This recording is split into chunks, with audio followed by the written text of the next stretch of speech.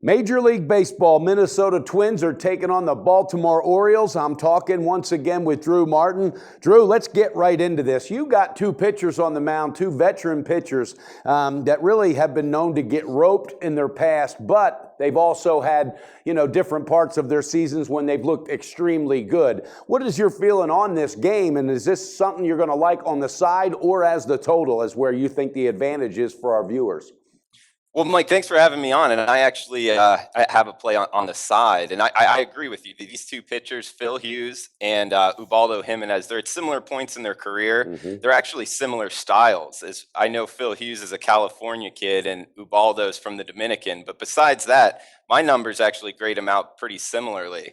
Where I think we'll find an advantage is in the lineups they'll be facing. Minnesota actually has a batting average of 212, which is obviously very low, and they were projected to do a lot better. The interesting fact with Minnesota is their line drive rate is actually over 30%, which when you compare it to their batting average balls in play, their BABIP, it's definitely not in line. Their BABIP is actually only 292. And to put that into perspective, with the only team in MLB with a higher line drive rate, the hot-hitting Arizona Diamondbacks, their BABIP is almost 200 points higher at .444. So I think something's got to give here. In Minnesota's offense, those balls will start finding holes a little more. Yeah, and with the Orioles, this is a team that built up their lineup to produce runs during the offseason, and in the first two games, it's been pitching that saved their ass, basically. Jimenez, he had a terrible first year, but kind of bounced back strong last year, to where Phil Hughes, his first year in 2014 with the Twins, he looked fantastic, found life again after the Yankees and went 16-10. Now, I think he struggled the last part of last season, but he had a very strong spring training, and I think that might bode well today for your pick. However, as far as regular season, and if you look back, he does start slow.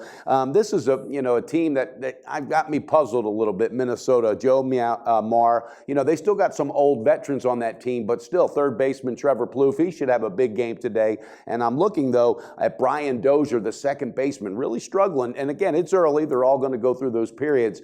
But I think those two could explode today, both Plouffe and Brian Dozier. I think they're overdue for some production. What is the best shop line that you found on this game? And do you possibly consider the Twins could get it done on a run line?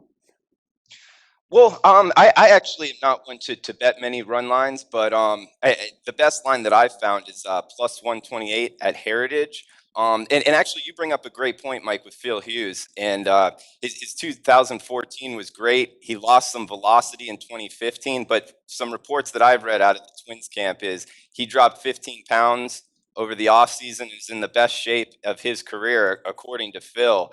And as you said, he had a great spring. So I think it's a good time to jump on the Twins. You can get them at the plus 128. It's a nice discount, and you can find that at Heritage.